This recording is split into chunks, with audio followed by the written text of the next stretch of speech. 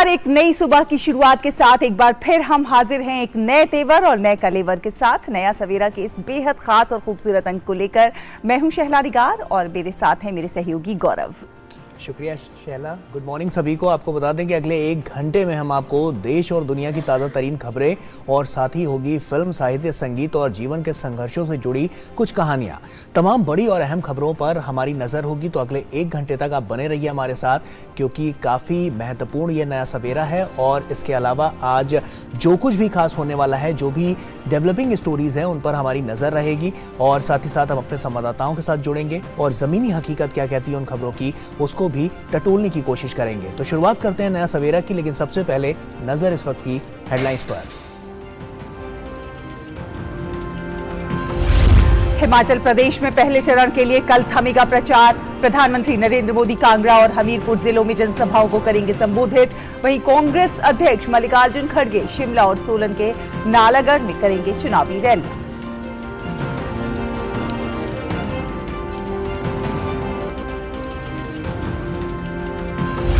गुजरात में भी विधानसभा चुनाव के लिए प्रचार जारी। आगामी विधानसभा चुनाव के लिए नई दिल्ली में उम्मीदवारों की पहली सूची को अंतिम रूप देने के लिए भाजपा की केंद्रीय चुनाव समिति की बैठक आज।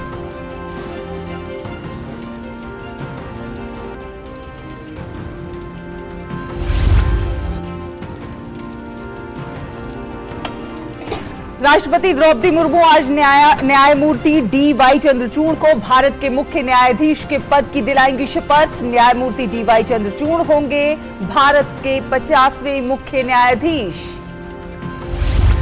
बेलारूस के विदेश मंत्री व्लादिमीर माकेई भारत के दौरे पर पहुंचे नई दिल्ली। व्लादिमीर माकेई अपने समकक्ष डॉक्टर एस जयशंकर के साथ द्विपक्षीय वार्ता में कई अहम मसलों पर करेंगे चर्चा।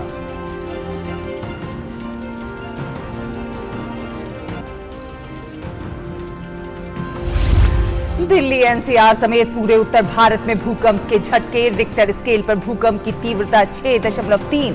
नेपाल में 10 किलोमीटर की गहराई में स्थित था भूकंप का केंद्र। नेपाल में भारी नुकसान का अनुमान। सेना राहत और बचाव कार्यों में जुटी। अब तक 6 लोगों के मारे जाने की खबर। आईसीसी टी20 क्रिकेट विश्व कप। आईसीसी टी20 क्रिकेट विश्व कप सेमीफाइनल में आज पाकिस्तान की न्यूजीलैंड से होगी भिड़ंत। टूर्नामेंट में पाकिस्तान का सफर रहा उतार चढ़ाव भरा। न्यूजीलैंड ने ग्रुप में शीर्ष पर रहते हुए अंतिम 4 में बनाई जगह।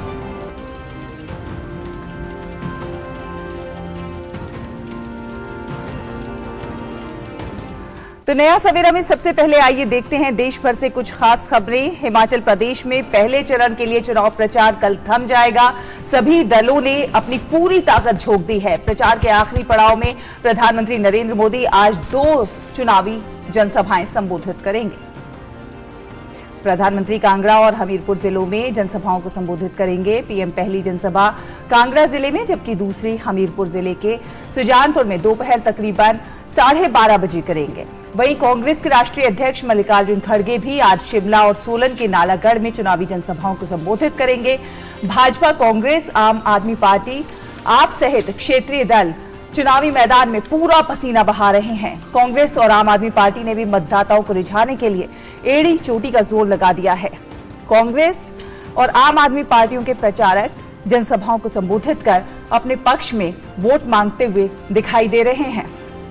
वहीं आम आदमी पार्टी भी विधानसभा चुनाव के लिए डोर टू डोर कैंपेन के तहत जनसंपर्क कर रही है। हिमाचल प्रदेश में चुनाव प्रचार कल शाम समाप्त हो जाएगा। इसके बाद जनसभा और अन्य जो अभियान हैं वो बंद हो जाएंगे। सिर्फ घर घर जाकर प्रचार किया जा सकेगा। हिमाचल प्रदेश की सभी 68 विधानसभा सीटों के लिए 12 नवंबर को मतदान होगा। परिणाम 8 दिसंबर को घोषित किए जाएंगे।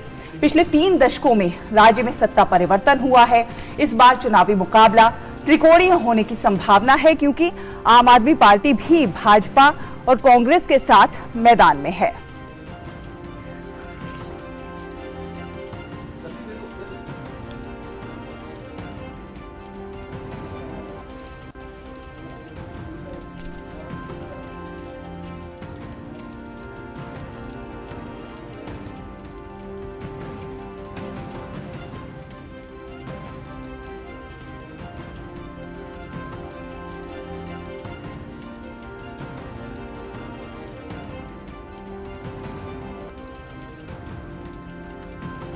और कांगड़ा से हमारे संवाददाता साथी उर्मिलेश हमारे साथ जुड़ गए हैं। उर्मिलेश, सुप्रभात आपको। चुनावी रणभूमि में पारा जो है वो चढ़ा हुआ है। वादों और इरादों को जनता तक पहुंचाने के लिए सभी नेता जी जान से मैदान में जुटे हुए हैं।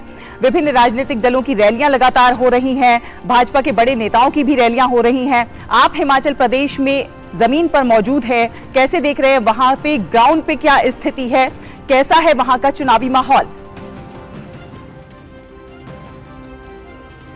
जी सहला और गौरव, सबसे पहले तो आप दोनों को सुप्रभात। और हिमाचल की ठंड का एहसास बहुत जो है कह सकते हैं कि एक तरफ से बढ़ रहा है, लेकिन राजनीतिक वो जो है धीरे धीरे बढ़ रहा है। और मौसम का जो सर्दियां हैं वो धीरे धीरे वो भी बढ़ रही हैं, क्योंकि जहां पर यहाँ अगर बात करें तमाम हिमाचल की, तो जो यहाँ पर तापमान है, मौसम का तापमान वो धीरे धीरे घट रहा है, लेकिन राजनीतिक जो तापमान है सहला और गौरव वो धीरे धीरे बढ़ रहा है। कहीं ना कहीं तमाम जो राजनीतिक दल है उनके लिए आज बस एक काउंटडाउन शुरू हो गया है। बुधवार शाम को 5 बजे जो है ये तमाम जो शोर है, चुनाव प्रचारी शोर है, वो शोर थम जाएगा। और कहीं ना कहीं तमाम जो प्रत्याशियां हैं उनके प्रत्याशियों का फैसला 12 तारीख नवंबर को यहाँ के जागरूक मतदाता करेंगे। सहला और गौरव, जहाँ तक कि हिमाचल की बात करें तो विगत कई दिनों से हम यहाँ पर चुनाव कवर कर रहे हैं। यहाँ पर कई दिग्गज नेताओं की जो है, तमाम जो राजनीतिक दल हैं उनके दिग्गज नेताओं की यहाँ पर जो है रैलियां हो रही हैं। तमाम रैलियों में वादे और जनता को लुभाने की पूरी कोशिश हो रही है। अगर बात की जाए भारतीय जनता पार्टी की, तो भारतीय जनता पार्टी जो है कई दिन पहले से जो यहाँ पर, जैसे कि हमारे दर्शक जानते हैं सहला, कि बहुत दिन पहले से ही यहाँ पर अपनी चुनावी सभाएं जो है शुरू कर दी थी। और तमाम राष्ट्रीय नेता जो है यहाँ पर पहुँचने शुरू हो गए थे इस चुनावी जनसभा के लिए। अगर भारतीय जनता पार्टी के तमाम उन नेताओं की बात की जाए तो सबसे पहले प्रधानमंत्री ने जो है यहाँ पर 2 सभाएं पहली की है। उसके बाद गृह मंत्री अमित शाह आए हैं, राजनाथ सिंह आए हैं, गडकरी आए हैं, केंद्रीय मंत्री स्मृति ईरानी आए हैं, अनुराग ठाकुर आए थे। ये कह सकते हैं कि भारतीय जनता पार्टी की तरफ से राष्ट्रीय नेताओं की एक लंबी फेहरिस्त है। और उसी कड़ी में आज चुनावी प्रचार को धार देने के लिए प्रधानमंत्री नरेंद्र मोदी खुद जो है कांगड़ा और हमीरपुर 2 जगह पे जनसभा कर रहे हैं। अगर दूसरी तरफ की बात की जाए गौरव और सहला, तो यहाँ पर कांग्रेस भी जो है अपनी पूरी जोर आजमाइश कर रही है। कहीं ना कहीं जो जागरूक मतदाता है, जो वोटर्स हैं, उनको लुभाने की बात कर रही है। ऐसे में कांग्रेस के जो राष्ट्रीय नवनियुक्त जो राष्ट्रीय अध्यक्ष है मल्लिकार्जुन खड़गे, वो जो है शिमला पहुंचे हैं मंगलवार को। और आज उनके कई जगहों पर जो है प्रस्तावित जनसभा है, जनसंपर्क अभियान है। उसके अलावा भी कांग्रेस के कई नेता जो है यहाँ पर कई दिग्गज जो है प्रचार करेंगे। दूसरी तरफ बात की जाए आम आदमी पार्टी की, तो आम आदमी पार्टी जो है 68 सीट पे चुनाव लड़ रही थी, लिहाजा 1 सीट पे नामांकन वापस ले लिया था प्रत्याशी ने। अब 67 सीट पे चुनाव मैदान में है। ऐसे में देखा जाए तो बहुत कुछ आम आदमी पार्टी की तरफ से यहाँ पर नहीं दिखाई दे रहा है।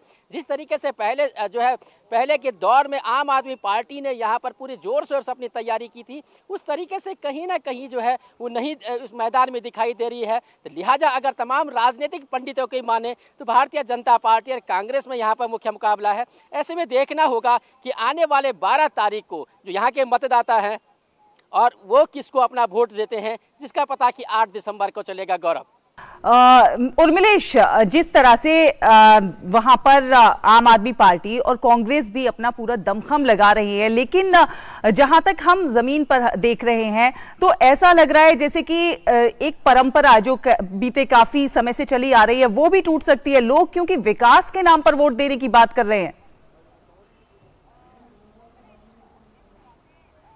जी बिल्कुल। अगर सहला यहाँ की बात की जाए तो जो राजनीतिक जो समीकरण है उन समीकरणों में कहीं ना कहीं, क्योंकि कांग्रेस की तरफ से जो है यहाँ पर जो कांग्रेस की राष्ट्रीय महासचिव हैं प्रियंका गांधी, वो यहाँ पर चुनाव प्रचार में उतरी हैं। और दूसरी तरफ जो है भारतीय जनता पार्टी के कई कद्दावर नेता हिमाचल प्रदेश में जो है चुनाव प्रचार कर रहे हैं। अगर इस राजनीति में बात की जाए समीकरणों की, तो केंद्रीय मंत्री स्मृति ईरानी और पूर्व केंद्रीय मंत्री रविशंकर प्रसाद ने कांग्रेस के जो राष्ट्रीय नेता है राहुल गांधी से सवाल किया है कि जहां इस समय जो है चुनावी समर है और राहुल गांधी यहां से जो है कहीं ना कहीं बेरुखी कर रहे हैं जनता के साथ, तो इस तरीके से जो आरोप और प्रत्यारोप हैं वो भी जारी हैं। दूसरी तरफ कांग्रेस कह रही है कि हिमाचल की जनता के साथ कहीं ना कहीं जो है सरकार ने जो है छलावा किया है, तो लिहाजा कांग्रेस जब आएगी तो तमाम जितनी भी समस्याएं हैं और विकास है उसको जो है आगे बढ़ाएगी। तो ऐसे में देखना होगा कि 12 तारीख नवंबर के लिए बहुत ज़्यादा समय अब नहीं बचा है जब यहाँ के जागरूक मतदाता जो है मतदान करेंगे। दूसरी बात यह है सहला की निर्वाचन आयोग की अगर बात की जाए तो हिमाचल के कई इलाके जो भौगोलिक स्थिति है उस तरफ से जो है कई विषम भौगोलिक परिस्थितियां यहाँ पर हैं। निर्वाचन आयोग ने भी अपनी पूरी तैयारियां कर ली हैं, आखिरी अमली जामा पहना रहा है। और खासकर बात की जाए किन्नौर और आपका जो लाहौल स्पीति वाला क्षेत्र है, वहां पर जो है इस समय जो अगर तापमान की बात की जाए तो 0 से और 5 डिग्री से नीचे जो है तापमान जा रहा है रात का। ऐसे में कहीं ना कहीं निर्वाचन आयोग के सामने एक बड़ी चुनौती है कि कैसे वो यहाँ पर जो है मतदाताओं को बूथ तक लाए। लेकिन उन्होंने तमाम जो व्यवस्थाएं हैं, तमाम जो एजेंसियां, एनडीआरएफ, आईटीबीपी के अलावा तमाम जो और एजेंसियां हैं, उन एजेंसियों को जो है तैयार किया है मतदाताओं के जो है मतदान के लिए। और तमाम जो बूथ हैं उन बूथों तक जो है पोलिंग पार्टियां जो है पहुंचाई जाएंगी। सबसे जो आखिरी बूथ है टसर बूथ, जो दुनिया के सबसे ऊंचाई पे वाला बूथ है, जहां पर कि 52 जो है मतदाता है, उन मतदाताओं के पहुंचने के लिए भी पोलिंग पार्टियों के लिए पूरी व्यवस्था की गई है। इस तरीके से जहां एक तरफ जो है तमाम जो राजनीतिक दल हैं गौरव, वो राजनीतिक दल अपनी आखिरी तैयारियों में है, तो वहीं चुनाव आयोग ने भी मतदाताओं के लिए जो मतदान की तैयारियां हैं उनको भी आखिरी जो है अपनी तैयारियां जो है आखिरी दौर में उनकी चल रही हैं। शैला और गौरव। और मिलेश, तमाम जो राजनीतिक पार्टियां हैं वो तो पुरजोर कोशिश यहां पर कर ही रही हैं। ऐसे में आम आदमी पार्टी का क्या लग रहा है आपकी बार, क्योंकि आम आदमी पार्टी जिस तरह से चुनावी ताल ठोक रही है, क्या लगता है जमीनी मुद्दों को लेकर वो वहां खरी उतरती हुई नजर आएगी?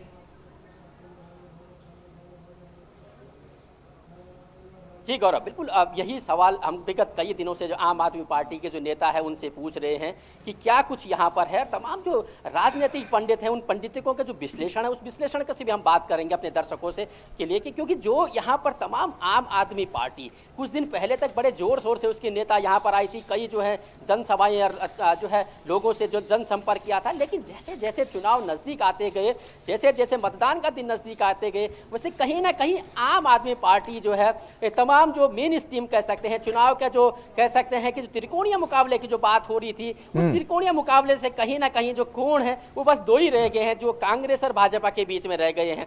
आम आदमी पार्टी उस तरीके से जनता के बीच में, हिमाचल की जनता के बीच में बहुत जिस तरीके से राजनीतिक पंडित जो है देख रहे हैं इन तमाम चुनावों पे, पहली नजर उनकी है। उनका कहना है कि आम आदमी पार्टी इस चुनाव में उतना बेहतर जो है दिखने नहीं है प्रचार प्रसार के तरीके से, क्योंकि केजरीवाल यहाँ पर बहुत कम आए हैं। उस तरीके से सिसोदिया की बात की जाए उस तरीके से यहाँ पर नहीं आए हैं। और दूसरी बात यह है कि कांग्रेस की तरफ से गौरव सबसे बड़ी बात है कि चुनाव मतदान से कुछ दिन पहले यानी मंगलवार को एक बड़ा झटका कांग्रेस को लगा है, जब कांग्रेस के जो है कई पूर्व नेता जो महासचिव थे और कई नेता जो है कांग्रेस के, वो बीजेपी में शामिल हो गए। ऐसे में जो है कहीं ना कहीं एक बड़ी जो है कांग्रेस के लिए एक झटका है माना जा रहा है। यहाँ के राजनीतिक पंडित से झटका मान रहे हैं।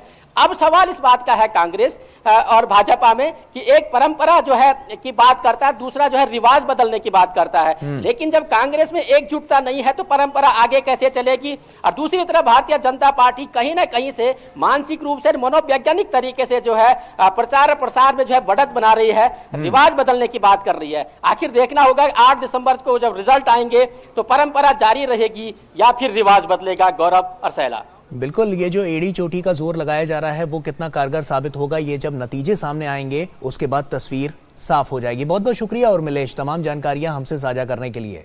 तो काफी महत्वपूर्ण ये पूरा चुनाव, और चुनाव को लेकर जब हम बात करते हैं तो हिमाचल प्रदेश के बाद गुजरात की बात करते हैं। गुजरात विधानसभा चुनाव के लिए पार्टी उम्मीदवारों के नाम तय करने के लिए दिल्ली में भाजपा के केंद्रीय कार्यालय में आज शाम केंद्रीय चुनाव समिति की बैठक होगी।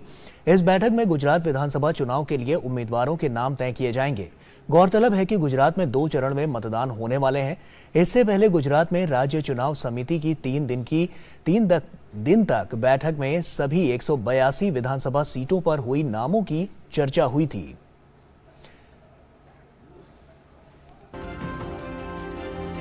शैलेंद्र हमारे सहयोगी हमारे साथ जुड़ चुके हैं। शैलेंद्र, गुड मॉर्निंग आपको। और जिससे पहले हम हिमाचल की बात कर रहे थे, अब गुजरात की बात कर लेते हैं। गुजरात में जो स्थिति है वो किस ओर जाती हुई नजर आ रही है, और जिस तरह से जो नामों को लेकर चर्चा है, कौन कौन से ऐसे नाम इसमें सामने आएंगे कि जो कि बड़ी दावेदारी यहां पर पेश करते हुए नजर आएंगे? देखिए, सबसे बड़ी बात यह है कि जिन 182 उम्मीदवारों के नाम का फैसला बीजेपी को करना है, राज्य की जो चुनाव समिति है जिसमें राज्य के मुख्यमंत्री होते हैं, प्रदेश अध्यक्ष होते हैं, प्रभारी होते हैं, प्रमुख नेता जो राज्य के, वहां से नाम चला गया है। और अब आज जो बैठक होनी है शाम को, और संभवतः कल भी ये बैठक जारी रह सकती है, उसमें हम देखेंगे कि कि पूरी तरह से फैसला ले लिया जाएगा, क्योंकि बहुत समय नहीं है, 2 चरणों में चुनाव होना है। तो ऐसे में जो अंतिम तारीख है नामांकन की, उससे कम से कम 1-2 दिन पहले तक सभी उम्मीदवारों के नाम का ऐलान कर दिया जाएगा। तो हम मान सकते हैं कि इसी हफ्ते में हम देखेंगे कि गुजरात में सभी उम्मीदवारों के नाम का ऐलान हो जाएगा। जहां तक आप कह रहे हैं कि कौन कौन उम्मीदवार होंगे, पहली बात तो यह है कि निगाह इस पर होगी कि जो निवर्तमान विधायक हैं उनमें कितने विधायकों को दोबारा मौका नहीं मिलता है, उम्र फैक्टर की वजह से या अलग अलग फैक्टर की वजह से, या फिर विनेबल जो सबसे महत्वपूर्ण जो कैंडिडेट विधानसभा वार होगा उसके लिहाज से। सबकी निगाह इस बात पर है कि जो कई नेता शामिल हुए हैं उनमें किन्हें टिकट मिलेगा। बहुत चर्चा है कि कुछ हम देख रहे हैं कि ऐसे नेता जिनके नामों को लेकर बहुत चर्चा है, युवा नेता हैं, हार्दिक पटेल जैसे नेता।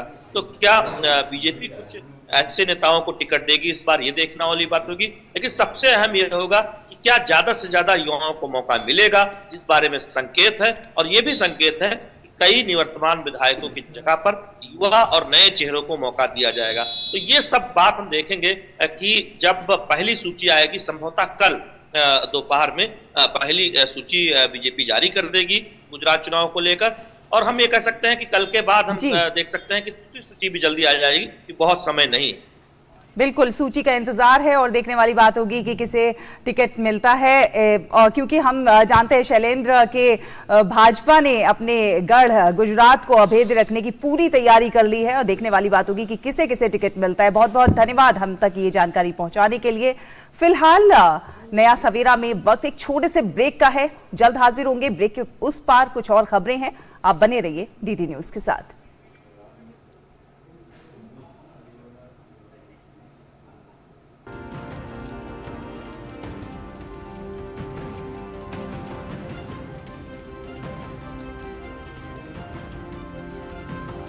और आपको बता दें कि दिल्ली और राष्ट्रीय राजधानी क्षेत्र में कल देर रात लगभग 1:57 पर भूकंप के तेज झटके महसूस किए गए। पड़ोसवर्ती नोएडा और गुरुग्राम में भी कई सेकंड्स तक भूकंप के झटके महसूस किए गए। भूकंप के झटके महसूस होने के बाद लोग देर रात घरों से बाहर निकल आए। रिक्टर पैमाने पर भूकंप की तीव्रता 6.3 मापी गई है। राष्ट्रीय भूकंप विज्ञान केंद्र के अनुसार भूकंप का केंद्र नेपाल में 10 किलोमीटर की गहराई में स्थित था। नेपाल में 6 लोगों के मारे जाने की खबर है। नोएडा में भूकंप के झटके इतने तेज थे कि लोग घरों से बाहर निकल आए।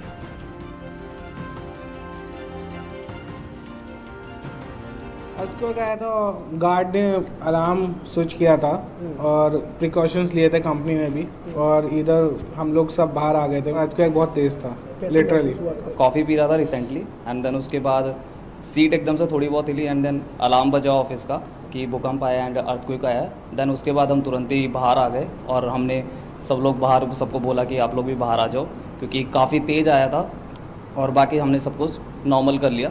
देन हम 10 मिनट तक बाहर ही रहे और देन उसके बाद हम ऑफिस में चले गए और अपना वर्क स्टार्ट कर दिया। एक्चुअली हम लोग काम कर रहे थे और all of a sudden I mean earth shaking जैसा फील हुआ, ठीक है। तो हमारे मैनेजर बगल में बैठे थे, तो ऑल ऑफ अ सडन जैसे डिस्कशन स्टार्ट हुआ कि क्या हो रहा है सब लोगों का। तो ऐसे करके फिर अलार्म भी बजा हमारे ऑफिस का और फिर ऐसे करके हम लोग बाहर आना स्टार्ट कर दिए। और वहीं बीती देर रात पड़ोसी राज्य नेपाल भूकंप के तेज झटकों से हिल गया। 6.3 की तीव्रता वाले भूकंप ने जमकर तबाही मचाई।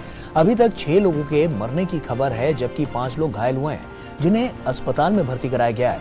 मृतकों में 1 महिला और 2 बच्चे शामिल हैं। भूकंप के कारण दर्जनों घर जमी दोल हो गए और अधिकारियों के अनुसार नेपाल सेना को प्रभावित इलाकों में तलाशी एवं बचाव अभियान में लगाया गया है। नेशनल सेंटर फॉर सिस्मोलॉजी ने बताया है कि बुधवार तड़के नेपाल में 6.3 तीव्रता का भूकंप आया था। एनसीएस के मुताबिक नेपाल में स्थानीय समय अनुसार सुबह देर रात करीब आपको बता दें कि 2:12 पर भूकंप के झटके महसूस किए गए।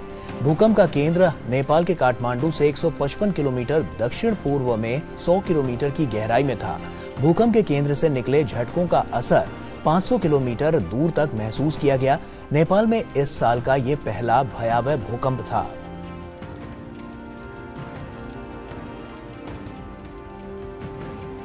और लोकसभा अध्यक्ष ओम बिरला आज नई दिल्ली में केंद्रीय सूचना आयोग के वार्षिक सम्मेलन का शुभारंभ करेंगे। सम्मेलन की थीम है आजादी का अमृत महोत्सव, सूचना अधिकार के माध्यम से जन केंद्रित शासन। सम्मेलन में सुशासन, पारदर्शिता, सूचना का अधिकार, आरटीआई और अन्य संबंधित मुद्दों पर विचार विमर्श होगा। इससे आरटीआई व्यवस्था को और व्यापक बनाने में मदद मिलेगी। मुख्य सूचना आयुक्त और राज्य सूचना आयोगों के आयुक्त सम्मेलन में भाग लेंगे।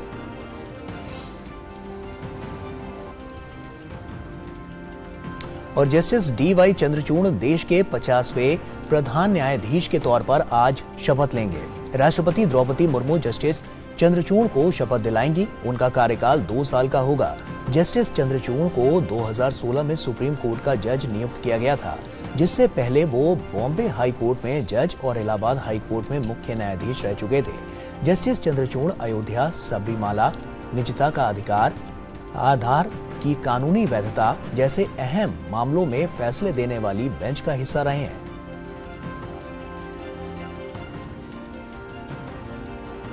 विकास हमारे सहयोगी हमारे साथ जुड़ चुके हैं। विकास का रुख करते हैं। विकास, काफी ऐतिहासिक फैसले अगर हम देखें तो उसमें उन्होंने भागीदारी अपनी निभाई है।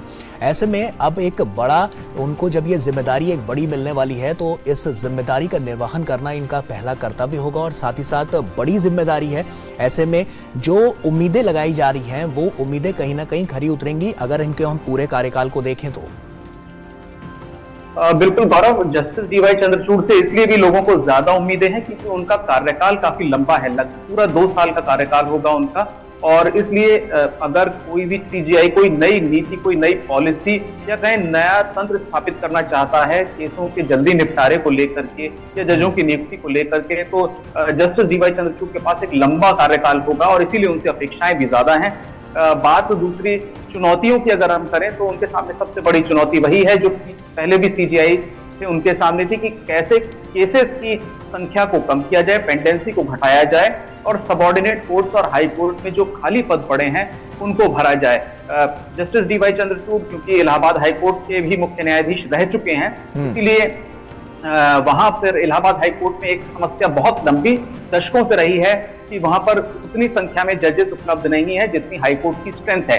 तो ये सारी चुनौतियां वो खुद भी देख चुके हैं हाई कोर्ट में कि किस तरह से काम किया जाए कम संख्या में जजेस के रहते हुए भी। और इंफ्रास्ट्रक्चर, क्योंकि इलाहाबाद हाई कोर्ट के अगर हम अधिकार क्षेत्र में देखें तो हजारों सबऑर्डिनेट कोर्ट्स अगर आएंगी, उनकी क्या स्थिति है, वहां पर किस तरह का इंफ्रास्ट्रक्चर है, इन सारी चीजों से वो वाकिफ हैं। तो इसीलिए उनसे ज्यादा लोगों को आशाएं हैं कि वो इन 2 मोर्चों पर कम से कम कोई ऐसी पहल करेंगे जिससे पेंडेंसी को घटाया जा सके और सबऑर्डिनेट जुडिशरी की हालत जो है उसमें कोई सुधार किया जा सके। बिल्कुल विकास, काफी लंबे समय से ये मांग उठती रही है कि न्यायिक कार्य प्रणाली में सुधार हो, क्योंकि जिस तरह से केस बढ़ते जाते हैं और उनका निपटारा नहीं हो पाता है, उससे आमजन को भी, जिनके केसेस लगे होते हैं, उनको बहुत कुछ झेलना पड़ता है। तो ऐसे में जो इनसे अपेक्षाएं की जा रही हैं, उम्मीद हम कर सकते हैं कि इतने लंबे कार्यकाल में वो काफी सारी समस्याओं को प्राथमिकता से निपटाएंगे, उनका निपटारा करेंगे। हाँ बिल्कुल शैला, यही बात है कि क्योंकि कार्यकाल उनके पास जो है वो लगभग 24 महीने का है और इसीलिए अगर कोई नई व्यवस्था वो यहाँ पर लाना चाहते हैं, चाहे वो केसेस की लिस्टिंग को लेकर के हो, केसेस के निपटारे को लेकर के हो, तो वो उनके पास पर्याप्त समय है। और अगर हम जैसे देखें तो पिछले जो प्रधान न्यायाधीश हुए हैं भारत के, सब किसी न किसी एक नए तौर तरीके, नई सोच के साथ आते हैं, चाहे ई कोर्ट्स को बढ़ावा देने की बात हो या फिर आरटीआई को ज्यादा मजबूत करने की बात हो कोर्ट्स में, इन सब पर अलग अलग चीफ जस्टिस की अलग अलग एक लिगेसी रही है। तो एक सुप्रीम कोर्ट में और खास बात ये रहती है कि एक निरंतरता रहती है, जो पुराने मुख्य न्यायाधीश दे करके गए हैं व्यवस्था वो भी जारी रहती है और नए जो जजेस आते हैं वो जिस नई सोच के साथ आते हैं उनको भी इंट्रोड्यूस किया जाता है। तो जस्टिस डी.वाई. चंद्रचूड़ की क्या लिगेसी होगी सुप्रीम कोर्ट को लेकर के आने वाले समय में, वो देखना। बिल्कुल विकास, बहुत बहुत शुक्रिया तमाम जानकारियां हमसे साझा करने के लिए विकास आपका। और आइए खबरों में आगे बढ़ते हैं। और गुजरात में खेड़ा जिले के पलाना गांव में कपास के गोदाम में आग लग गई है। आग लगने की सूचना मिलते ही फायर ब्रिगेड की टीम मौके पर पहुंची और कड़ी मशक्कत के बाद आग पर काबू पा लिया गया है। वहीं आग लगने की इस घटना में किसी तरह की जनहानि नहीं हुई है। आग लगने के कारणों के बारे में अभी किसी तरह की कोई जानकारी नहीं मिली है। वहीं घटना में गोदाम के मालिक का लाखों रुपए का नुकसान हो गया है।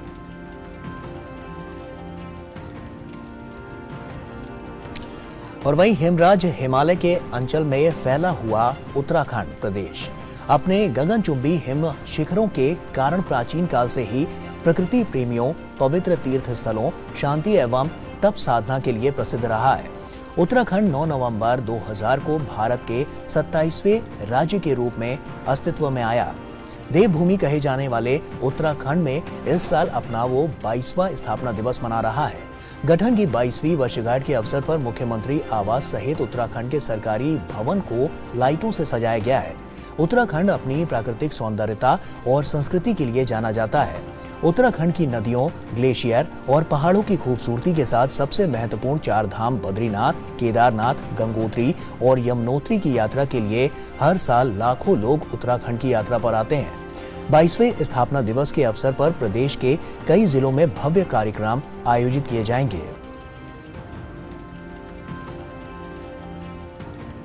उत्तर प्रदेश के मुख्यमंत्री योगी आदित्यनाथ ने उत्तराखंड के स्थापना दिवस पर राज्यवासियों को बधाई दी है। उन्होंने अपने ट्वीट संदेश में कहा है कि अद्वितीय नैसर्गिक सौंदर्य एवं अपरिमित जैव विविधता से परिपूर्ण देवभूमि उत्तराखंड के स्थापना दिवस की सभी उत्तराखंड वासियों को हार्दिक बधाई। पावन देवभूमि उत्तराखंड विकास के नित नए कीर्तिमान स्थापित करे, यही कामना है। और दिल्ली एनसीआर की बात करें तो दिल्ली एनसीआर में वायु गुणवत्ता की स्थिति अब भी खराब श्रेणी में बनी हुई है। वहीं बढ़ते प्रदूषण के कारण सुबह और शाम के समय लोगों को सांस लेने में दिक्कतें हो रही हैं। साथ ही गले में खराश, सीने में जकड़न जैसी शिकायत हर उम्र में देखने को मिल रही है। System of air quality and weather forecasting and research के अनुसार दिल्ली में आज वायु गुणवत्ता सूचकांक AQI 339 दर्ज किया गया, जो कि बहुत खराब श्रेणी में है।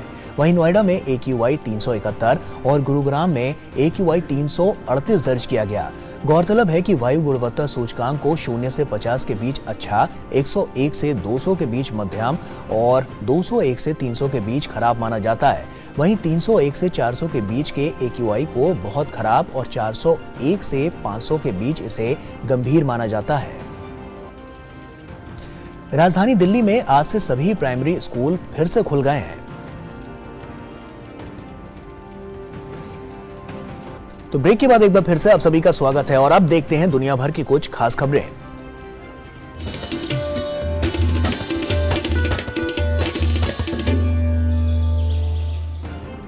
संयुक्त राष्ट्र में अमेरिकी राजदूत लिंडा थॉमस ग्रीनफील्ड ने यूक्रेन के समर्थन में $25 मिलियन देने का वादा किया है। ये मदद यूक्रेन को युद्ध के बीच सर्दियों के मद्देनजर दी जा रही है।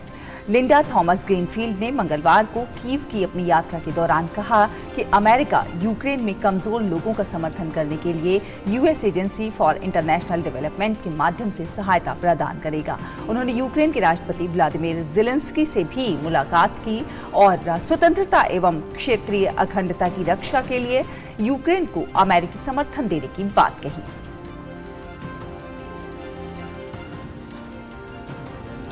अमेरिकियों ने मंगलवार को मध्यावधि चुनाव के लिए मतदान किया, जो ये निर्धारित करेगा कि प्रतिनिधि सभा और सीनेट से बनी अमेरिकी कांग्रेस को कौन नियंत्रित करेगा। डेमोक्रेट्स प्रतिनिधि सभा को नियंत्रित करते हैं। यही वो कक्ष है जो ये तय करता है कि किन कानूनों पर मतदान किया जाना है। किसी पार्टी को बहुमत हासिल करने के लिए 218 सीटों की जरूरत होती है।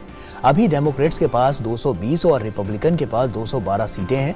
इसलिए रिपब्लिकन को सदन में बहुमत के लिए कुल मिलाकर 6 सीटें चाहिए और सीनेट को नियंत्रित करने के लिए केवल 1 सीट। अमेरिकी राष्ट्रपति जो बाइडेन के लिए ये चुनाव बहुत महत्वपूर्ण है, क्योंकि सदन में बहुमत खोने से उनके लिए अगले 2 साल बहुत मुश्किल हो जाएंगे, क्योंकि रिपब्लिकन उस कानून को अवरुद्ध करने का प्रयास कर सकते हैं जिसे डेमोक्रेट लाना चाहते हैं। पूर्व अमेरिकी राष्ट्रपति डोनाल्ड ट्रंप के लिए भी चुनाव महत्वपूर्ण है, क्योंकि उन्होंने अपनी अंतिम रैली में कहा था कि वो अगले सप्ताह एक बड़ी घोषणा करेंगे।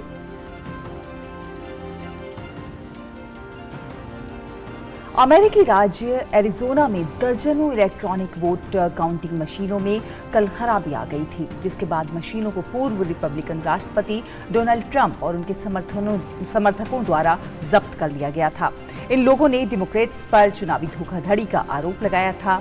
मैरिकोपा काउंटी बोर्ड ऑफ सुपरवाइजर्स के अध्यक्ष बिल गेट्स और काउंटी रिकॉर्डर स्टीफन रिचर ने कहा कि राज्य की सबसे अधिक आबादी वाले काउंटी में लगभग 20% इलेक्ट्रॉनिक वोटिंग टेबुलेशन मशीनें खराब हो गई थीं, उन्हें ठीक करने के लिए तकनीशियनों को तैनात किया गया। ट्रंप द्वारा अपने ट्रुथ सोशल प्लेटफॉर्म पर एक बयान जारी करने के बाद मशीनों की खराबी ने एरिजोना में कई रिपब्लिकन मतदाताओं के बीच अविश्वास को हवा दी। लोगों ने इसे धोखाधड़ी करार दिया। और पेंटागन ने मंगलवार को कहा कि अमेरिकी रक्षा सचिव लॉयड ऑस्टिन ने मध्यावधि चुनाव के बाद अपना पद छोड़ने के बारे में व्हाइट हाउस से बात नहीं की है। पेंटागन के प्रेस सचिव ब्रिगेडियर जनरल पैट राइडर ने कहा कि वो इस बारे में नहीं सोच रहे हैं कि भविष्य में क्या होने वाला है। ऑस्टिन अभी केवल पेंटागन का नेतृत्व करने पर ध्यान केंद्रित कर रहे हैं। ब्रिटेन के प्रधानमंत्री ऋषि सुनक के मंत्री और करीबी सहयोगी गेविन विलियमसन ने इस्तीफा दे दिया है। विलियमसन पर आरोप है कि उन्होंने पूर्व में एक वरिष्ठ अधिकारी को धमकाया था और उन्हें अपना गला काटने के लिए कहा था। अपने त्यागपत्र में विलियमसन ने कहा है कि वो उन पर लगे आरोपों की जांच में पूरा सहयोग करेंगे, इसलिए वो पद से इस्तीफा दे रहे हैं। प्रधानमंत्री ऋषि सुनक ने कहा है कि गेविन विलियमसन के इस्तीफे को स्वीकार कर लिया गया है। और पाकिस्तान की बात करें तो पाकिस्तान के पूर्व प्रधानमंत्री इमरान खान के समर्थकों का सरकार के खिलाफ विरोध प्रदर्शन जारी है। हाल ही में सरकार विरोधी रैली में उनके नेता इमरान खान पर हमला हुआ था। हमले के बाद पाकिस्तान की पंजाब पुलिस ने FIR दर्ज की थी, जिसमें नवीद मोहम्मद बशीर को मामले का मुख्य आरोपी बनाया गया है। पुलिस ने कहा है कि बशीर द्वारा अपराध कबूल करने के बाद उसे घटनास्थल से गिरफ्तार किया गया है। वहीं इमरान खान ने प्रधानमंत्री शहबाज शरीफ, गृह मंत्री राणा सनाउल्लाह और सेना के वरिष्ठ अधिकारी मेजर जनरल फैजल नसीर पर हत्या की साजिश रचने का आरोप लगाया था, लेकिन FIR में इन तीनों का नाम नहीं है। प्रदर्शनकारियों का कहना है कि जब तक इन तीनों के खिलाफ FIR दर्ज नहीं हो जाती, तब तक ये विरोध प्रदर्शन जारी रहेगा।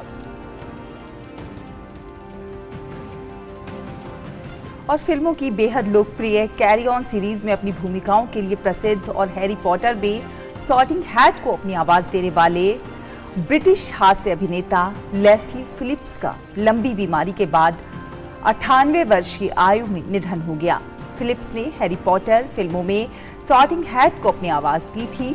उन्होंने अपने 80 से अधिक वर्षों के फिल्मी करियर के दौरान 200 से अधिक फिल्में, टीवी और रेडियो सीरीज में अभिनय किया था।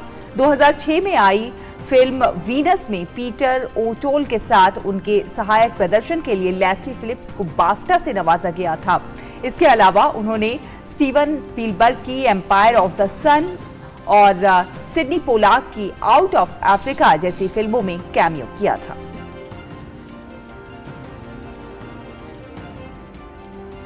और आइए आगे बढ़ते हैं और अब बात करते हैं कारोबार की।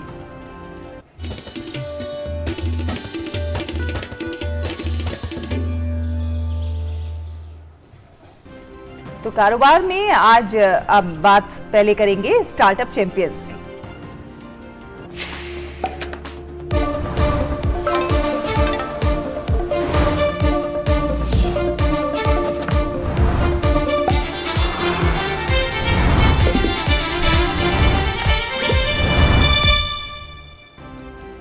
तो चलिए अब बात करते हैं एक ऐसे स्टार्टअप की जो लोगों को स्वस्थ रहने में मदद कर रहा है। बेंगलुरु स्थित leucine rich bio private limited microbiome पर काम कर रहा है और अपने अभिनव उपकरण के जरिए मानव आंत में माइक्रोबायोम का विश्लेषण करके इसे संतुलित करने में मदद करता है। स्टार्टअप को अपने इस अभिनव काम के लिए राष्ट्रीय स्टार्टअप अवार्ड भी मिल चुका है। आइए देखते हैं इस पर यह खास रिपोर्ट।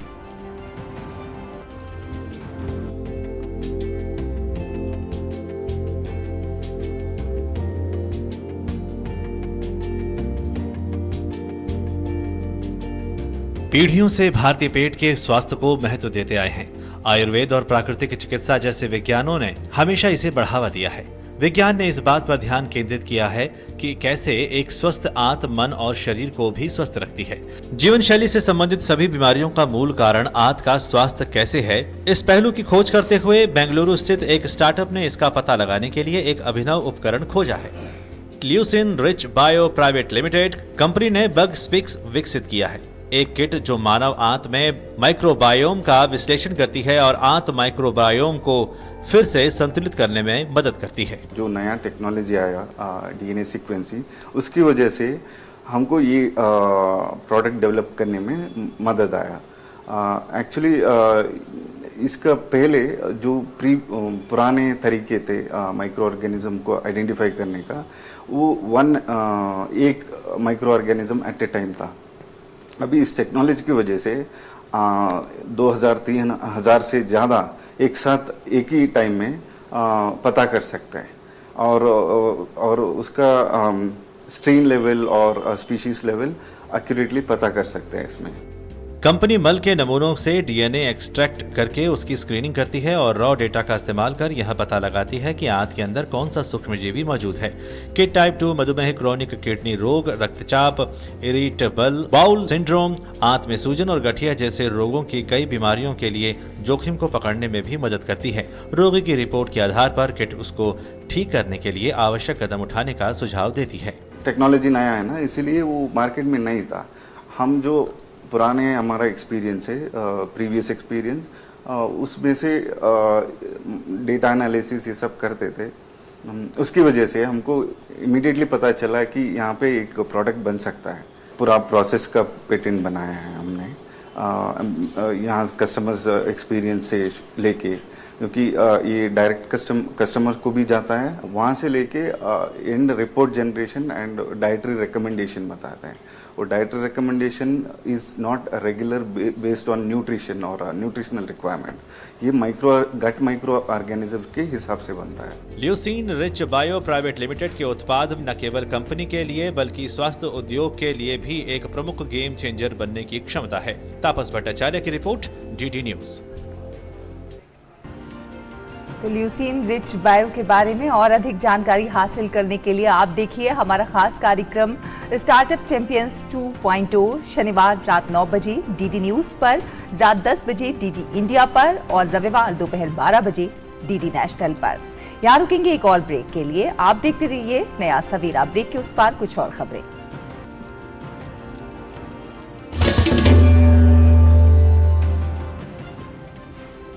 T20 विश्व कप 2022 का पहला सेमीफाइनल मुकाबला आज न्यूजीलैंड और पाकिस्तान के बीच खेला जाएगा। ये मैच दोपहर 1:30 पर शुरू होगा। इस बार न्यूजीलैंड की टीम शानदार फॉर्म में है। न्यूजीलैंड की टीम ग्रुप 1 में शीर्ष पर रही थी। इस टूर्नामेंट में उनकी बल्लेबाजी और गेंदबाजी पाकिस्तान की अपेक्षा ज्यादा संतुलित रही है। वहीं अब तक खेले गए मुकाबलों में पाकिस्तान को काफी उतार चढ़ाव का सामना करना पड़ा है। ऐसे में किस्मत के सहारे सेमीफाइनल में पहुंची पाकिस्तान की टीम हाथ आए इस मौके को गंवाना नहीं चाहेगी। 2009 की चैंपियन पाकिस्तान की टीम की कोशिश इस टूर्नामेंट में फाइनल में जगह बनाने की रहेगी।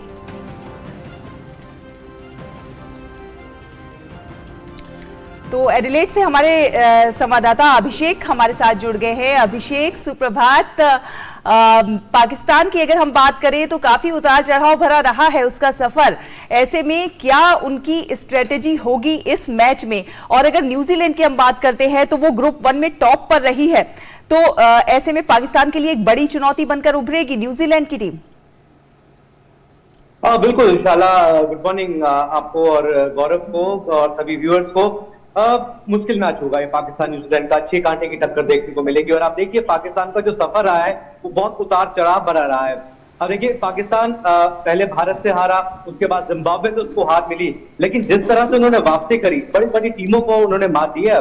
साउथ अफ्रीका को उन्होंने हराया, आखिरी मैच में जो उनका लिए डू और डाई था उसमें उन्होंने बांग्लादेश जैसी टीम को हराया। तो हम कह सकते हैं कि पाकिस्तान की शुरुआत अच्छी नहीं हुई थी, लेकिन जिस तरह से वो टीम उभर कर वापसी आई है, उनको हराना न्यूजीलैंड के लिए आसान नहीं होगा। देखिए शाहीन शाह अफरीदी जो उनके मेन बॉलर है, वो फॉर्म में लौटते दिखाई दे रहे हैं। शादाब खान जो लेग स्पिनर है, अच्छी बल्लेबाजी भी कर रहे हैं, उन्होंने बल्ले और गेंद दोनों से बढ़िया प्रदर्शन किया है। कमाल के वो फील्डर है, वो हमें मालूम है। तो ये दो उनके बड़े खिलाड़ी हैं। और प्लस जैसा हम सब जानते हैं कि बाबर आजम और मोहम्मद रिजवान, अगर न्यूजीलैंड को ये मैच जीतना है तो बाबर आजम और मोहम्मद रिजवान को जल्द से जल्द उन्हें आउट करना होगा। ये सबसे बड़ी चुनौती होगी न्यूजीलैंड के लिए। लेकिन दूसरी तरफ अगर हम न्यूजीलैंड की बात करें, हम सबको मालूम है कि न्यूजीलैंड का इतिहास आप उठाकर देखें, सेमीफाइनल, फाइनल में ये एक ऐसी टीम है जिसका नाम आप सबसे ऊपर देखेंगे। इतने सारे सेमीफाइनल्स खेले, इतने सारे उन्होंने फाइनल्स खेले। पिछले टूर्नामेंट में अगर आप देखें 2019 में जो वर्ल्ड कप हुआ था 50 ओवर का, उसमें भी वो फाइनलिस्ट थे। तो न्यूजीलैंड का इतिहास ऐसा रहा है, लेकिन नॉकआउट में आके मतलब वो टूर्नामेंट जीतने में सफल नहीं हो पाते हैं। ये सबसे बड़ी, उनको इस चीज से बाहर निकलना होगा। लेकिन केन विलियमसन की बात करें, डेव कॉनवे जिन्होंने बढ़िया प्रदर्शन किया था ऑस्ट्रेलिया के खिलाफ, अब गेंदबाजी की उनकी बात करें, Tim Southee, Trent Boult, spinner उनके बढ़िया प्रदर्शन कर रहे हैं, मिचेल सैंटनर कर रहे हैं। तो कांटे की टक्कर भले ही हमें देखने को मिलेगी, लेकिन हम कह सकते हैं कि सेमीफाइनल के मुकाबले ही ऐसे होते हैं जो किसी को हम प्रेडिक्ट नहीं कर सकते कि ये टीम बेहतर करी है, ये टीम बेहतर करी है। हाँ, अगर फॉर्म को देखा जाए तो पाकिस्तान की जो फॉर्म है, राइट्स, बिल्कुल सही टाइम पर पीक करी है। और पाकिस्तान के कोच मैथ्यू हेडन ने भी बोला है कि हम उस स्टेज में है जहां पर हम कोई भी टीम हमसे खेलना नहीं चाहती है। तो इसका मतलब ये है कि वो एक साफ संकेत दे रहे हैं कि हमें हराना आसान बिल्कुल भी नहीं होने वाला। अभिषेक, बैटिंग ऑर्डर और बॉलिंग ऑर्डर की अगर हम बात करें तो पाकिस्तान के पास बॉलर्स कमाल के हैं। न्यूजीलैंड की अगर हम बात करते हैं तो न्यूजीलैंड में बैटिंग ऑर्डर भी काफी कमाल का है। उसमें अगर हम देखें तो बैटिंग वर्सेस बॉलिंग, ये दोनों अगर हम देखें तो कहीं ना कहीं ये एक मजबूत स्तंभ है दोनों अलग अलग टीमों के। ऐसे में जो चुनौतियां हैं वो तो सामने आएंगी ही, लेकिन अगर हम बात करें तो जो प्लेयर्स फॉर्म में हैं उनको आउट करना या जो प्लेयर्स फॉर्म में नहीं है उनके ऊपर किस तरह की यहां पर पूरी स्ट्रेटेजी बनती हुई नजर आ रही है। और उसके अलावा इस मैच को लेकर अगर हम बात करें तो कितना रोमांचक ये मैच होने वाला है। बिल्कुल गौरव, सही कहा आपने। जो भी सेमीफाइनल और फाइनल्स होते हैं वो बिल्कुल सोल्ड आउट है। ये मैच भी सोल्ड आउट है। भारत और इंग्लैंड का मुकाबला होने वाला है कल, वो भी अभी से सोल्ड आउट है। अभी मैं एडिलेड में हूँ, ये मुकाबला दूसरे वेन्यू पर खेला जाएगा। भारत के मुकाबले कवर करने के लिए यहाँ पर है। भारतीय टीम की अगर मैं बात करूं गौरव, तो टीम इंडिया भी थोड़ी देर में प्रैक्टिस करने यहाँ पर आने वाली है। इंग्लैंड की टीम ने प्रैक्टिस की।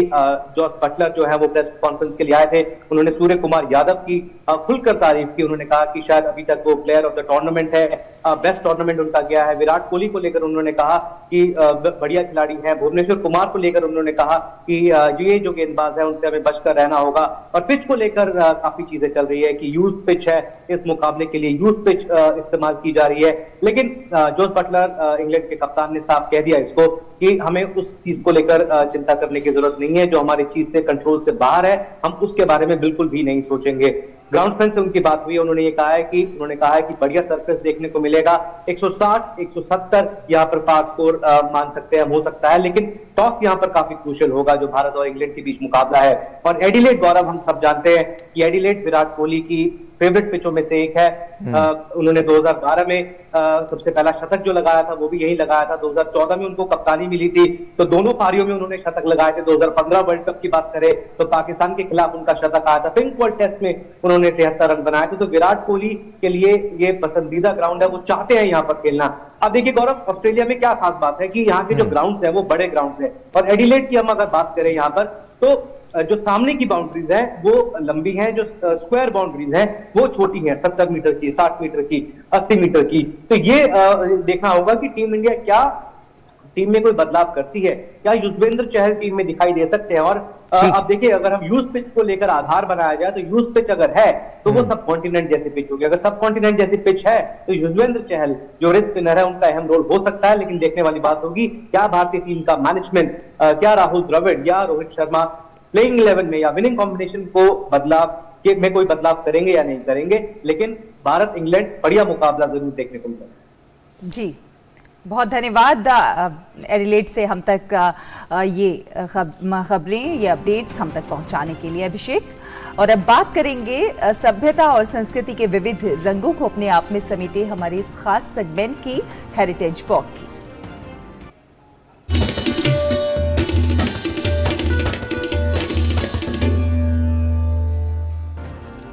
और हेरिटेज वॉक के इस अंक में आज हम आपको लेकर चलेंगे गंगा जमुना तहजीब से लिपटा हुआ गोमती नदी के किनारे बसे हुए बेहद खूबसूरत नवाबों के शहर लखनऊ की देखिए।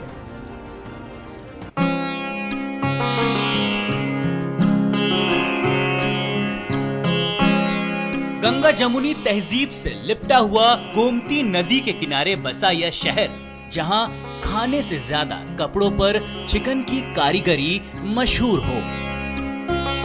हिंदुस्तान के खूबसूरत इतिहास को बखूबी समेटे हुए, आज से कदम मिलाता हुआ नवाबों का ये शहर लखनऊ है। इस शहर की हर दीवार, स्मारक और भवन आपको लखनऊ के भव्य इतिहास की विरासत को संभाले नजर आएंगे।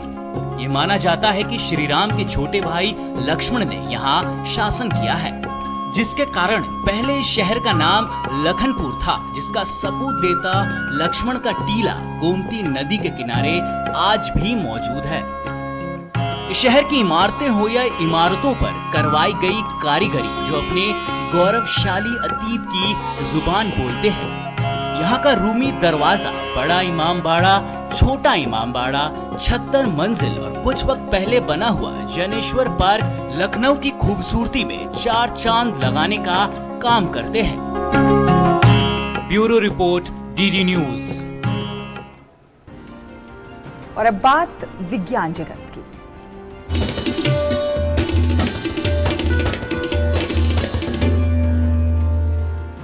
और साइंस हब में आज हम बात करेंगे वर्जिन ऑर्बिट के कॉस्मिक गर्ल नामक एक कैरियर प्लेन के बारे में।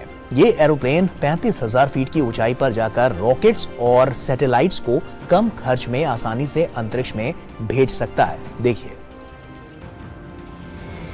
एक हवाई जहाज हम इंसानों को हमारी मंजिल तक चंद घंटों में पहुंचा देता है, लेकिन आपने कभी ये सोचा है कि इंसानों को हवा में लेकर उड़ने वाला ये एरोप्लेन धरती से 35,000 फुट की ऊंचाई पर जाकर एक साथ कई सारे सैटेलाइट को बहुत आसानी से छोड़ सकता है। अभी तक हमने एक सैटेलाइट को अंतरिक्ष में भेजने के लिए बड़े बड़े रॉकेट्स की जरूरत देखी है, लेकिन अब वर्जिन ऑर्बिट के कॉस्मिक गर्ल नामक कैरियर प्लेन से एक साथ 8 सैटेलाइट्स को अंतरिक्ष में भेज सकते हैं। यूके के रिचर्ड ब्रैंसन की वर्जिन ऑर्बिट ने ये मुमकिन कर दिखाया है। हम अपने प्लेन को ड्रॉप साइट पर ले जाते हैं और फिर लोड किए हुए रॉकेट या सैटेलाइट को स्पेस में छोड़ देते हैं। एक हवाई जहाज के लिए करना काफी आश्चर्य है। रॉकेट हवाई जहाज से गिरता है, हम दूर आ जाते हैं और रॉकेट अंतरिक्ष में चला जाता है। ये नई पहल दुनिया के लिए काफी मददगार साबित हो सकती है। अब कई सारे सैटेलाइट्स को एक साथ कम खर्च में आसानी से अंतरिक्ष में भेजा जा सकता है। Bureau report, DD news. और अब खबरें सिने जगत से।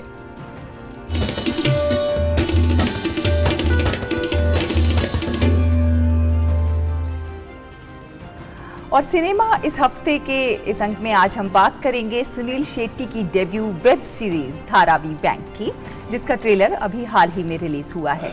एक्शन से भरपूर इस सीरीज के ट्रेलर में सुनील शेट्टी और विवेक ओबरॉय दमदार रोल में नजर आ रहे हैं। मुंबई का एक ही government, Dharavi bank. Suniel Shetty web series Dharavi bank से ओटीटी प्लेटफॉर्म पर अपनी पारी की शुरुआत कर रहे हैं। हाल ही में इस क्राइम सीरीज का ट्रेलर रिलीज किया गया है। सुनील शेट्टी सीरीज में अंडरवर्ल्ड डॉन के रोल में नजर आ रहे हैं, जो दक्षिण भारत से है और जिसका नाम थलाइवन है। धारावी का एक एक घर थलाइवा का फैमिली का हिस्सा है। धारावी बैंक के ट्रेलर की शुरुआत धमाकेदार सीन्स के साथ होती है, जिसमें सुनील शेट्टी गजब के अंदाज में नजर आ रहे हैं, तो वहीं बाइक पर एक्शन करते पुलिस की वर्दी में विवेक ओबरॉय भी दमदार रोल में दिख रहे हैं। इस वेब सीरीज में दोनों आपस में भिड़ते दिखाई देंगे। वेब सीरीज में सुनील शेट्टी ने थलाइवन की भूमिका निभाई है, जो कि धारावी में अपराध गठजोड़ के किंगपिन में शामिल है। उनके ही इशारों पर यहाँ हर काम को अंजाम दिया जाता है। अब इस अपराध के चैप्टर को खत्म करने के लिए विवेक ओबरॉय यानी जयंत गावस्कर की एंट्री होती है। और धारावी दोनों तुम्हारे पहुंच से बाहर है। डरा रही हो, समझा रही हूँ। धारावी बैंक को जी स्टूडियोज ने बनाया है, जिसे समित कक्कड़ ने निर्देशित किया है। ये वेब सीरीज 19 नवंबर को ओटीटी प्लेटफॉर्म MX प्लेयर पर रिलीज होगी। Bureau report, DD news.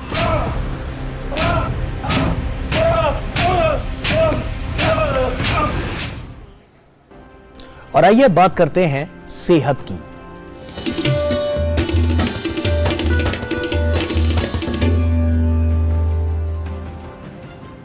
महिलाओं का स्वास्थ्य एक अहम विषय है। महिलाओं के स्वास्थ्य के लिए कौन से बड़े खतरे हैं और महिलाओं के स्वस्थ जीवन के लिए क्या कुछ किया जा सकता है, आइए समझते हैं। महिलाओं के स्वास्थ्य के लिए कई खतरे रहते हैं। महिलाओं को जीवन की अलग अलग अवस्था में कई तरह की स्वास्थ्य चुनौतियों का सामना करना पड़ता है। किशोरियों में ज़्यादा प्रॉब्लम है ग्रोथ एंड डेवलपमेंट की। और ग्रोथ एंड डेवलपमेंट एक तो उनका शारीरिक विकास, मानसिक विकास और साथ में महीने की शुरुआत, जिसको कि हम मेंस्ट्रुअल पीरियड बोलते हैं, उसकी शुरुआत होती है। तो ये ज़रूरी है कि उनको करेक्ट नॉलेज यानी कि जागरूकता ज़रूर होनी चाहिए, जिससे कि उनको पता हो कि मेरे को क्या हो रहा है, मेरे शरीर में क्या क्या चेंजेस आ रहे हैं। किसी भी किशोरी की शादी जो है 18 साल से पहले ना हो, और उसके बाद में उसको जागरूकता होनी चाहिए कि विवाह के बाद में मुझे तुरंत ही बच्चा नहीं करना, कम से कम 2 साल का गैप होना चाहिए। और उसके लिए वो डॉक्टरी सलाह ज़रूर लें, जो कॉन्ट्रासेप्टिव मेथड्स हैं उनके उपाय के लिए। और साथ साथ प्रेगनेंसी अगर होती है तो उसकी जांच होना कम से कम 4 बार हर एक प्रेग्नेंट वुमेन को अपनी जांच ज़रूर करानी चाहिए, जिसके दौरान उनकी पूरी जांच की जाती है, उनकी भी, और अल्ट्रासाउंड के द्वारा बच्चे की भी जांच की जाती है। और ये ज़रूरी आवश्यक है कि हर एक महिला का जो वो अस्पताल में ही बच्चे को जन्म दे, ताकि माँ और बच्चा दोनों स्वस्थ रहें। हर महिला के लिए आवश्यक है कि सेहत के प्रति सजग रहे और बीमारियों से बचाव के लिए अपने स्वास्थ्य की विशेष देखभाल करे। अनीमिया तो कंटिन्यूसली हमें वॉच करना है। अगर महिला सुस्त है, काम नहीं कर पाती ठीक से, तो बहुत ज़रूरी है कि हम अनीमिया की देखभाल और उसकी जांच और उसका इलाज ज़रूर होना चाहिए। जैसे जैसे उम्र बढ़ती जाती है तो बहुत सारे चेंजेस बॉडी में आते हैं। मीनोपॉज यानी कि मासिक धर्म जो है वो बंद हो जाता है, और इसके साथ कुछ और समस्याएं हैं, जैसे कि कैंसर की जांच होना, वो या मानसिक रोग हैं, वो अकेलापन का शिकार हो सकती है। किसी भी असामान्य लक्षण को नजरअंदाज न करें और नियमित समय पर स्वास्थ्य जांच करवाते रहें। साथ ही एक सक्रिय जीवन शैली अपनाकर बीमारियों के खतरे को कम किया जा सकता है और महिलाओं के लिए पूर्ण स्वास्थ्य सुनिश्चित किया जा सकता है। किरण भारद्वाज, डीडी न्यूज। और आइए नया सवेरा में अब बात कर लेते हैं मौसम की।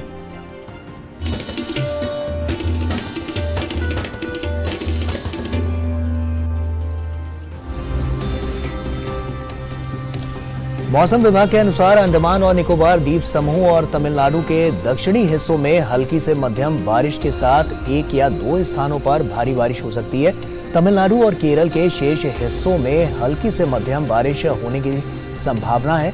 दक्षिण आंतरिक कर्नाटक, लक्षद्वीप, पंजाब के कुछ हिस्सों, हरियाणा, दिल्ली और उत्तरी राजस्थान में छिटपुट हल्की बारिश संभव है। वहीं गिलगित बाल्टिस्तान, मुजफ्फराबाद और जम्मू कश्मीर में हल्की से मध्यम बारिश और हिमपात संभव है। हिमाचल प्रदेश और लद्दाख में छिटपुट हल्की बारिश और हिमपात हो सकता है। दिल्ली और एनसीआर का वायु गुणवत्ता सूचकांक खराब से बहुत खराब श्रेणी में रहेगा।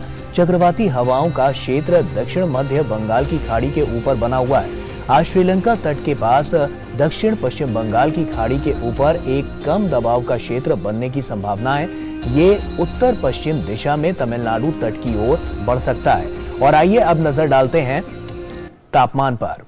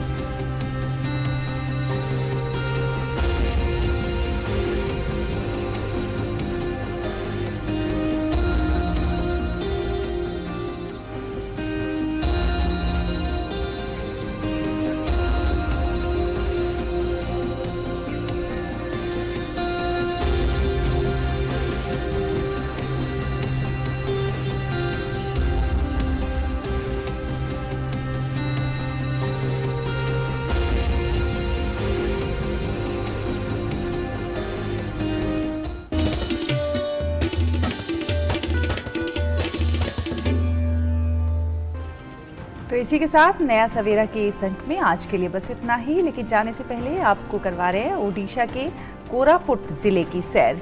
बिल्कुल, और यहाँ के हरे भरे घास के मैदान, जंगल, झरने, घाटियां सैलानियों को खूब अपनी ओर आकर्षित करते हैं। तो देखिए इन झलकियों को। हमें और हमारी पूरी टीम को दीजिए इजाजत। नमस्कार। नमस्कार।